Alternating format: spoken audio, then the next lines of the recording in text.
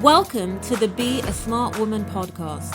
Everyone has their own story to tell, and you never know what impact your story might have on someone else's life. This is the foundation of the Be a Smart Woman movement. Our movement seeks to empower women through the sharing of their journeys with other women. Sometimes we don't even realize the lessons that our stories hold until we share them with others. I am Claire Faithful, founder of Be a Smart Woman. And it is my hope and dream that this podcast will illuminate personal lessons for you, the way listening to other women's stories has inspired me for years.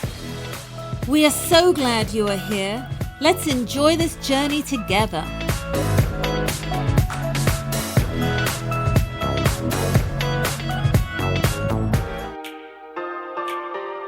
Today on the show, we have a message of passion and commitment. We'll be talking about following your dreams and the importance of never giving up on them.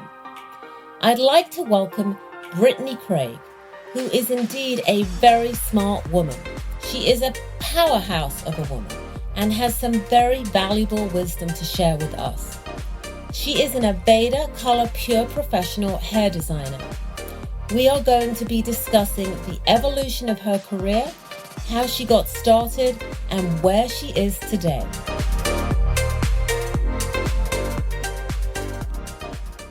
Hey Brittney, welcome to the show today. I'm really excited to have Brittney on the show because Brittney is my hairdresser and she is the best hairdresser absolutely ever. But Brittney's going to be talking to us today about her journey from where she started out after she kind of finished school and going into her career and having children and then into this fabulous career as an Aveda Color Pure Professional. So, Brittney, just can you give us a little insight into basically how did you even become a hairdresser? How did that happen for you? Well, actually, my mother was a hairstylist for 35 years. And my childhood toys were mannequin heads and perm rods and combs and brushes and all that kind of good stuff. And I piddled around with it all through high school, and it never crossed my mind that I would become a hairstylist. It just was something that was in our house, and we did. And I actually was going to go to school to become an interpreter for the deaf. And oh wow, yeah. I did sign language all through high school and actually interpreted for a girl my senior year in high school, and was going to go to school, and then I had to drop out of college because my mom was having some health issues, and I put that to the side. Then an opportunity came up for me to go to cosmetology school, and I said, well, I know it, so why not? And that's where it started. So it was just kind of like what? So in other words, life led you and through circumstance to start. Right. Yeah, it just happened. And it was something that I knew that I felt comfortable with. Right. And I said, okay, I can probably do really well at this. And it wasn't overreaching, overstretching, overstressed situation that I was already kind of in. So it was a way for me to engage myself, kind of better myself in a way that was more feasible than going away to a four-year college, because my mom at the time kind of needed me to be there. So you had to make some clear decisions at a very young age about what was going to be best for you and your family. Yes, that's absolutely. Awesome. So once you went into you went to school and you became a hairdresser. And now I know you have 4 beautiful children. So can you explain a little bit to us? Like, did you work when your children were young? How long did you work for? I mean, can you explain a little bit of that to us? So I started when actually I had my oldest child the year I graduated from cosmetology. So I started. Oh my God! Right. So I graduated from cosmetology school. I was super blessed to have my mom be in the same city that I was in, and she was so gracious to help me with watching Madison. And then as more children came along, she was able to help me. And so by the time I had my third child, she had actually was getting ready to move, and I was still doing hair part-time, but was, the childcare issues come about. And then when I got pregnant with my fourth child, I decided to kind of take time off and stayed home for 5 years with all the kids until everybody kind of started back into school. So, just so I want us to be clear, so you basically went to cosmetology school, had a few children, and while you had the few children, you worked. You worked part-time, so you... I worked full-time. Oh, you worked full-time, and your mom took care of the kids. And my mom helped take care of the kids, so I worked full-time for 5 years, and then worked part-time for about a year and a half, 2 years. Okay. And then decided to stay home, but as if any other hairstylist would be listening to this, they know that you can never get rid of all of your clients if you stay home. They say, I will come to your kitchen and right. You can cut my hair.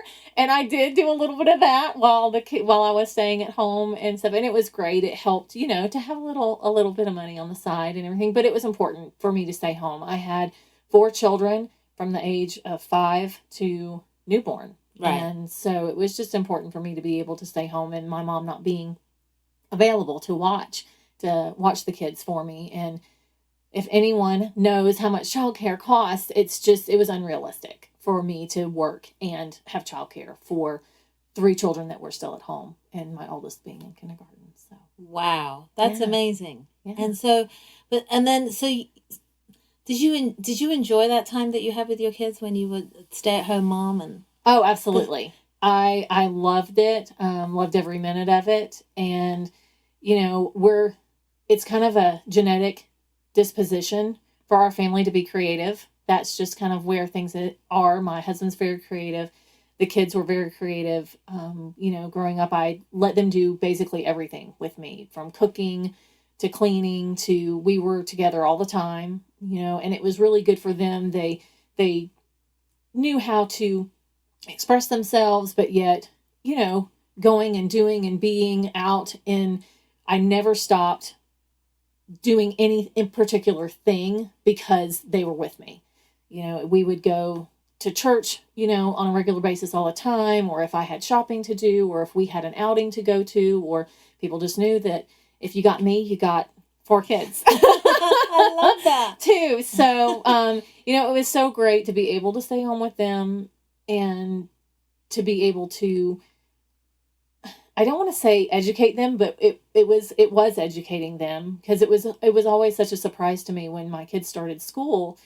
I remember my oldest child's kindergarten teacher, and she always commented about how, oh, she already knows her ABCs, or she knows the colors, or she knows this or that or the other. And I think, any parent, you try to set your child up for success, but it was just interaction, that we were constantly interacting with me or with, my kids love to cook. That's one thing that I think is that they see as special, from the time that they were really, really tiny. I actually made them their own little oven mitts. Aww. And they had oven mitts, that went up to their elbows, and little aprons, and they would be in the kitchen with me, and they loved to bake. My son, until he was about 10 or 11 years old, would still, if I took cookies out of the oven and he didn't have the opportunity to do it, he would be mad at me.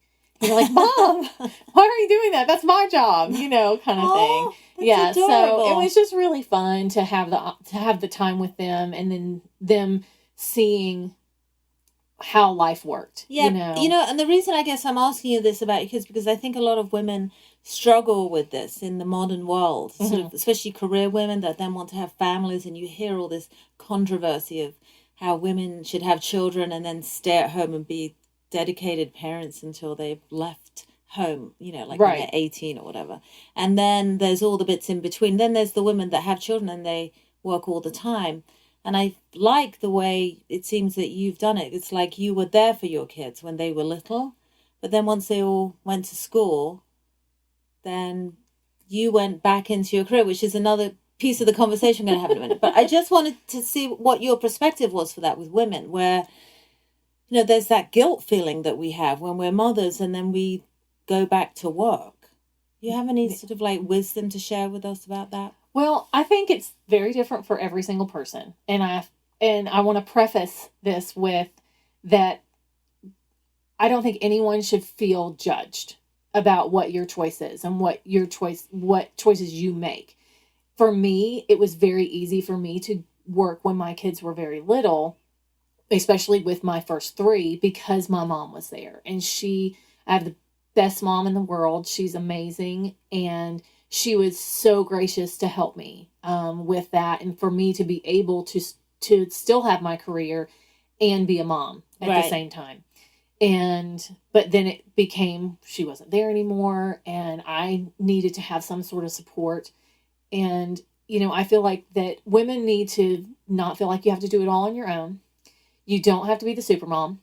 Right, I know, because there's this fine line where you see women like pulling their hair out and they have kids and they have careers and they're, like they're fried women. They're fried and they feel like the super mom is your kid is dressed to the nines everywhere they go. They never had a spot of dirt on them. Their hair's always nice. If it's a girl, she's got a nice big pink bow in her hair and, they're just super well behaved, and that's just not the case. Kids are going to be kids. That's what they do. They don't know how to interact sometimes in a situation, and they don't know that they shouldn't say something when, you're in public, or that, my kids were the kids that, and I have 3 girls and 1 boy, and they were the rough and tough tomboys. When they were little, they were all the ones that wanted to go out in the yard and roll in mud. My third daughter would do anything in a dress. She wanted to have a dress on the entire time. It didn't matter what time of year it was. Didn't matter what she was doing. She'd go play in the mud puddle and she was going to do it in a dress. I love it. So it's just putting yourself in a space of knowing that, it's okay that my kid's dirty right now. They're building immunities, know, it's okay if, you go out and their shoes aren't put on the right feet. It's okay if their shirt doesn't match their pants. The world is not going to stop revolving over that. And no one is really going to judge you for that. They're going to be like, you know what? You made it out of the house today. And guess what? You had a shower. Bonus. Bonus, you got to take a shower today, and it is, because it becomes crazy, especially when you have kids that are really close together. My kids were very close together. There's only 5 years and 2 months between my oldest and my youngest. So it was bam, bam, bam. Wow. So it's just very interesting to me when mothers put this pressure on themselves to make sure that their kids look perfect, that they look perfect, or their house looks perfect. My house has never been the house that was perfect at all. It's very lived in, and there's something always going on, and we are normally like Noah's Ark, because currently we have 2 dogs, a turtle, a python. We used to have a rabbit, but we don't have that anymore. We have 8 outdoor feral cats that we've decided to feed, and they have made our yard their home. And, it's just, there's something constantly, all the time, Well, I do know everyone that I know Brittney quite well, and I do know her children, and her children are growing up, and 2 of them are in college, or 1 is in college, and 1 of them is out of high school. But they are amazing kids. And so that's why I wanted to talk to you about this just a little bit before we move into because you really have very, wonderful kids. I mean, I've met them. You can have conversation with them. They are kind. They talk to you. Actually, they can have a conversation with an adult in the modern world, which is pretty amazing. So, anyway. Yeah, well, that was one thing when they were little that that was my pet peeve, is we didn't do the baby talk thing. It drove me batty. I just couldn't handle it. And so the baby talk, is that when you kind of go, oh, good, right? I just couldn't handle it. I couldn't handle it. And so when they were little, I'm just like, they're a person. Just talk to them like you would talk to anyone else, and, they'll understand, and we have to make sure that they're going to be able to function in the real world, and so that was one of my pet peeves, and, no judgment on anybody who does that, that's totally fine, but that was just my thing, and they are great kids, and they are going to do well, and it's amazing how 4 people from the same gene pool, turn out so differently, so and you just have to go with it. As a parent, you have to go with what, everybody's going to go in a different direction, and no matter how much alike you think they are or aren't, they are each their own person, and the only thing you can do is hope that you've trained them to be a profitable, a productive member of society that, is caring and just, and, wants to do something with their life, and be able to touch other people.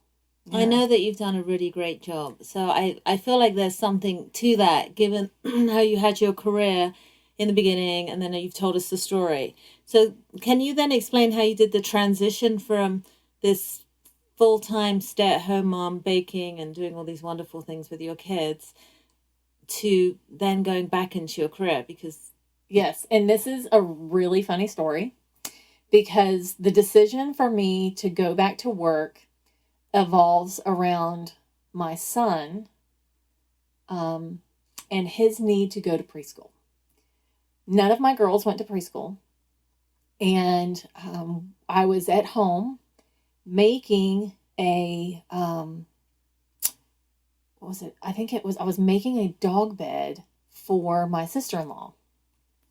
And we were sitting there, and I'm ironing material, and I'm cutting foam and doing all these things to make this dog bed. And Gabe was there with me. He was the only one at home. Everybody had gone back to school. And I had bought a new iron and a brand new pair of sewing shears. And Gabe was my kid he would just go anywhere with me. He would sleep anywhere. He would do anything. He was such a good baby. And he was always good when we went out, when I had even with the girls, but when he was by himself, he was fine. He never caused any problems or anything like that. But you could tell he was getting fidgety, being the only one at home. And I was pinning material on this dog bed, and all of a sudden I hear, "Oh, Mama!" And and I turn around, and there is a flame going up in the air, and he had taken my brand new sewing shears and cut the cord to the iron that was plugged in. Oh, no.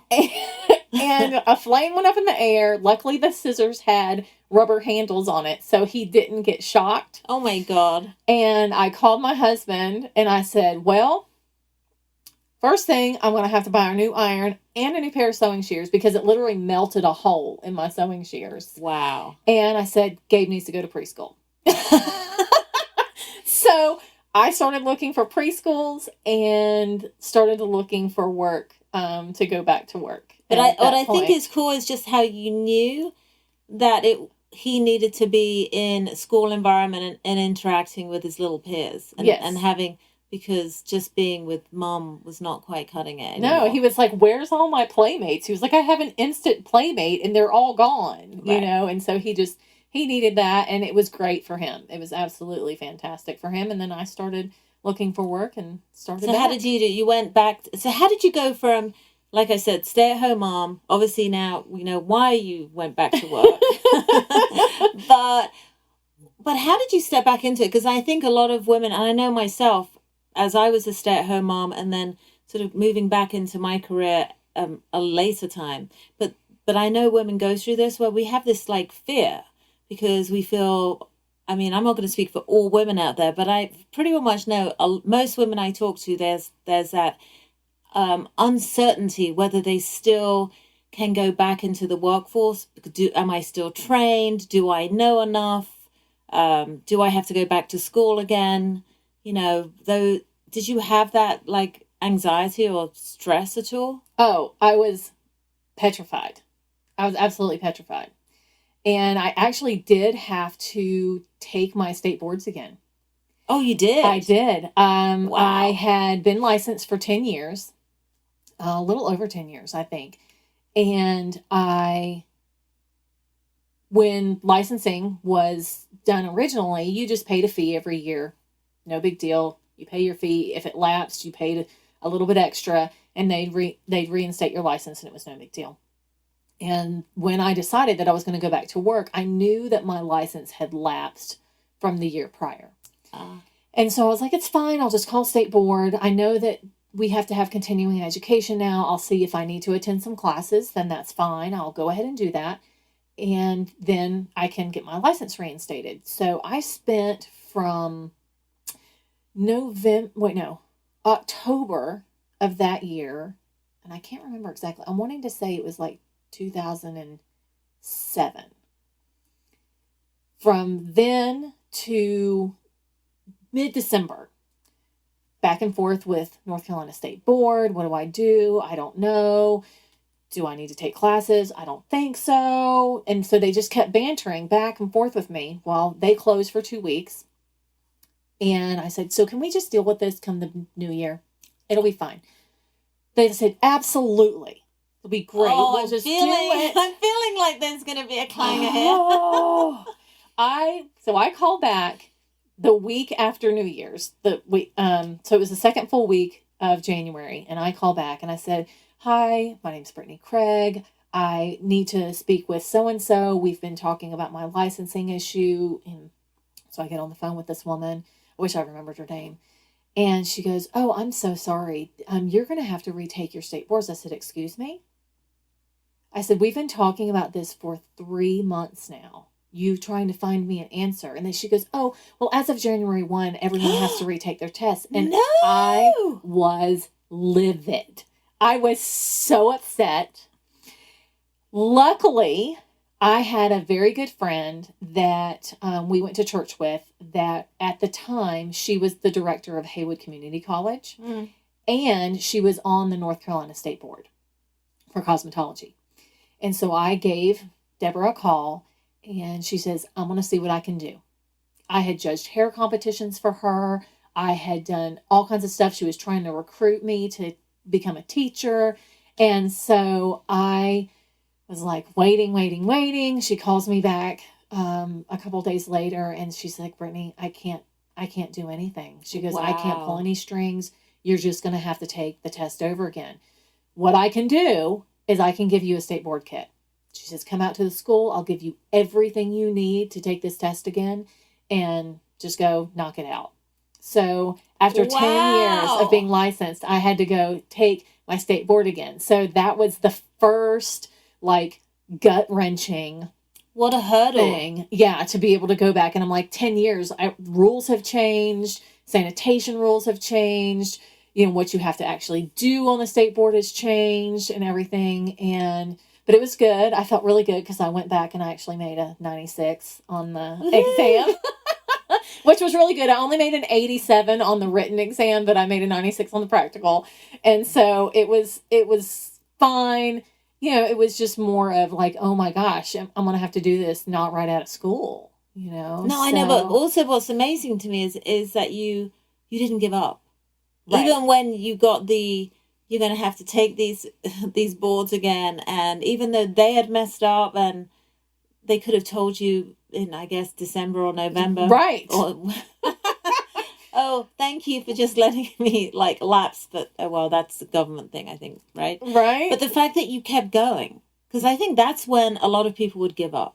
It is. It was very difficult. And it was, I was super fortunate to have Deborah on my side because, that would have been to get everything for that kit that I needed. It would have been $600, $700 for me to, have all of that stuff that you get in cosmetology school. But, 2 years after you're out of cosmetology school, it's all to pot because you bought everything else new, right. And so it was difficult. It was challenging. But you made it. But I made it. It was okay. And then I started looking for salons and spaces, and that was even more gut-wrenching. Yeah, can you tell us a little bit about that? So I had looked at a couple different places, and piddled around working, just kind of putting my feelers out and seeing what I needed to do. And I had a clientele when I stopped working that was booked 6 weeks out. And I had given all of that up. And I was like starting completely fresh, no clientele whatsoever. And oh my God, that must have been really scary. It was. To start. Yeah, I was like, okay, I have to do this all over again. All over again. I mean, I had like 3 clients that, it wasn't even, not to say that those people aren't fabulous, because they are, but it was like I had nothing to bring with me. And so I got word that this Aveda salon was hiring, and I'd never worked with Aveda products ever. Before I had used Redken and Goldwell Matrix and stuff, and some of a couple other lines. I piddled with Paul Mitchell a little bit, and so I was like, okay. But I knew what Aveda was, so I did have that, and I went over to interview, and this wasn't even to do a practical, to do a haircut interview. It was just for me to talk to the owner and manager of the salon, and I pulled up in the parking lot, and I literally sat in my car for 30 minutes wanting to throw up. Oh my God. Because, it was just like, what do I've not been in this world for 5 years. I've not been, trained like some of these people probably have been trained, because I knew Aveda was very big in education and things like that. I just had my skill that I knew I had where it was 5 years ago. 5 years prior. So, the good thing is the interview went well, because I'm with Aveda still. And that's amazing. Yeah, I've been with them for 12 years. So, it's been a really, really, really amazing journey with that. So I know it. And you have this, the thing I know about Brittney is I met her when she was at this first salon. And I have a funny story just to add to that my daughter actually found Brittney. And I was from Florida originally, so I was looking for a hairdresser in the Asheville area, and but I was very nervous because I came from the film business, doing makeup and hair, and I was a trained hairdresser, and I was paranoid because my hair's like fine, and I was really paranoid. And so my daughter was the guinea pig, and yes. she remember. And she went to have her hair done with Brittney, and I really liked it. I was like, oh, that's really good. The color looks great, the whole thing. So then one day I went to see her, and I was like, now I'm really fussy. I can't remember whether I let you color it first, or whether I let you cut it. I don't think I let you do both. I can't remember. She was allowed to do one of the tasks of my hair. And after that, I was like, okay, she passed the test. So so this is what hairdressers go through. Right. And now you're not flying to Miami every 4 months. No, and I love Brittney, and I've been with her ever since, and I'm just like, she's the best hairdresser ever. And my hair just looks fabulous. And I love to flip it. What is it? Flick it or flip it or whatever we do as girlies. But anyway, I just think that also I remember with the pictures of your kids, you had all the little pictures and they were all little. Yeah, really little. So, and now I come to the salon and they're all like grown up. But I just wonder how then once you got to work in this salon, did it take time to build that clientele, and how did you keep going? Because now you're at this higher level in Aveda, and what did it take for you to get there? It took a lot of work. Because I started back again with no clientele, and I worked 5 days a week and worked a split shift actually on Tuesdays and Thursdays. Having a 2-hour break so that I could go pick up the kids, meet my husband in the parking deck behind work, and he would pick them up for me. So I would leave work. I would work from 8:30 until 2, and then I would leave, go pick up the kids from school, come back to work, swap the kids out in the parking lot, wow. And then come back to work from 4 until 8 to every Tuesday and Thursday. Because you have to work evenings. Right. You have to build a clientele, and I worked every Saturday. And for any hairdresser out there who thinks that you can't work Saturdays, the only way that's going to happen is if you have a super big clientele and you've kind of coached them into doing that. If you want to create a business for, new stylists, you have to work those days that people are available. You just have to. So I worked Tuesday through Saturday for it. Took me 2 years to build up my clientele where I was pleased with it. And within 2 years, myself and one other stylist in the salon were the top producers. Wow. Yeah, we were bringing in roughly 50% of the salon's income, the two of us. That's amazing. So we were really busy, and I was super fortunate. I was super, super blessed, and I still have the majority of those clients with me today, and they are amazing. I just absolutely love them. You are one of them. Yeah. So it just takes a lot of hard work, and luckily my husband and I were able to kind of work out our work schedule so that it was okay. And you just do it. You just do what you have to do. I get the comment all the time of, I don't see how you do everything that you do. I don't see how you do this with the kids. I don't see, how you even have a time to sit down and breathe or whatever. And, you do what you have to do, with the kids, when it comes to what they need from you, and there's always within reason. There's plenty and plenty and plenty of times that I've said no, whether it be to, something that the kids want to do, or if it's, to a guest as well, sometimes, and that when you give those parameters, and you have to give yourself space to. Is it like having boundaries for yourself? Right. Well, it's having boundaries at the appropriate time. I went through that 2 years, and it was grueling and it was exhausting, and it took a lot of time, but you made it work, working the split shift and, figuring out who needs to pick up when and where. But so it's like so what I hear you saying is that to kind of like be successful, because I know you are successful, and I've been on the journey with you from that. I guess I met you right at the beginning when you were just starting back out, although I had no idea. Everyone, I had no idea what she was at, but now I know. 10 years later, something like that. Anyway, so, but what I want, one of the things I've seen with you is this incredible dedication. And I've always been amazed at your dedication to yourself and your career, and your dedication to your children and your family and your husband, because we've not really talked about your husband. Right.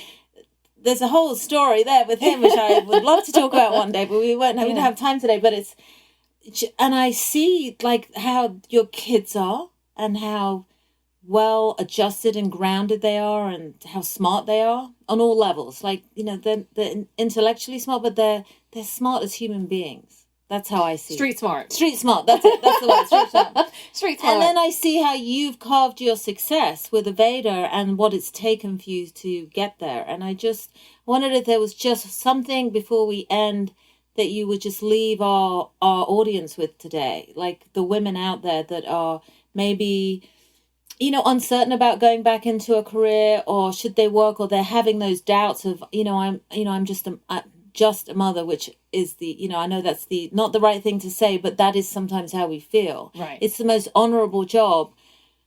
But I feel that then we think, but I don't have, like, you didn't have your license or whatever it was you had to get all of a sudden, and you had to go back and study and take exams. Yeah. So, okay, so what I'm trying to get to is, what message would you leave all the wonderful women out there that may have a little self-doubt or uncertainty from being a mother and maybe moving into a new career or an old career that they once had? Right. I would say the first step is the worst. Like just taking, like, the first physical step that you take towards whatever goal you have is going to be the most, and I know I said this before, but gut-wrenching, but that's what we feel like. We feel like somebody's literally kind of reaching into us and trying to rip something out, because either you feel like you're not worthy to do the job, or that you're not ready to do whatever you're setting out to do, or that someone's going to judge you for what you want to do.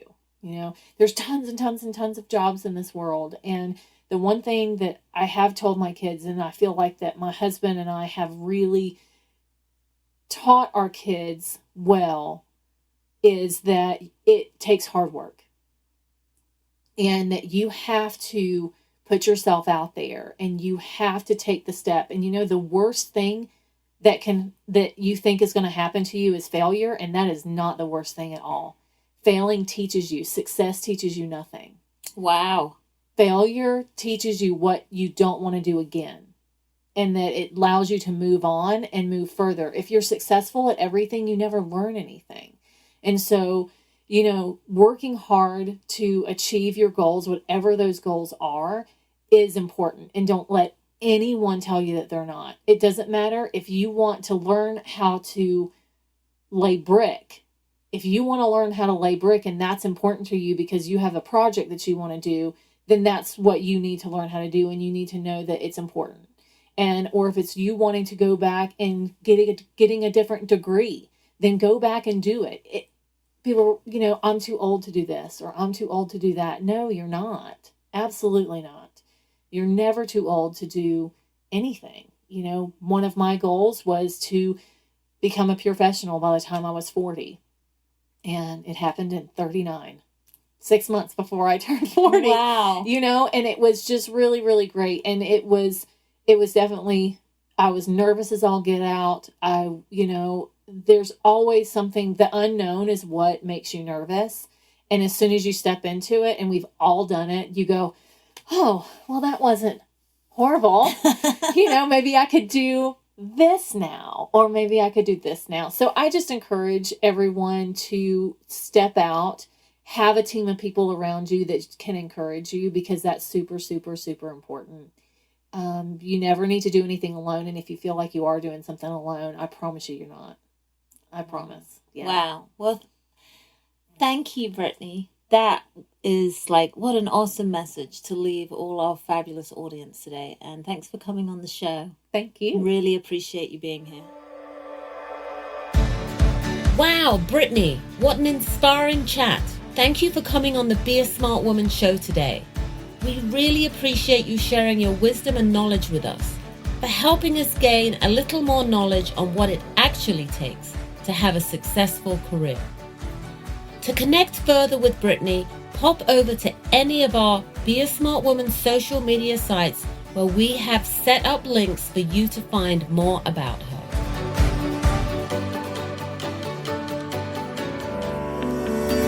That wraps up our Be a Smart Woman podcast for today. I hope that you discovered something about yourself during today's podcast, as I truly believe we can learn something from everyone we meet. If you like what you heard today, I invite you to subscribe and leave a review. We'd love to have you in our Be a Smart Woman family. You can also follow and like us on Facebook, Instagram, and Twitter. If you've got questions or think you have a story to share, you can find our contact information at beasmartwoman.com. Thank you for listening, and see you next time.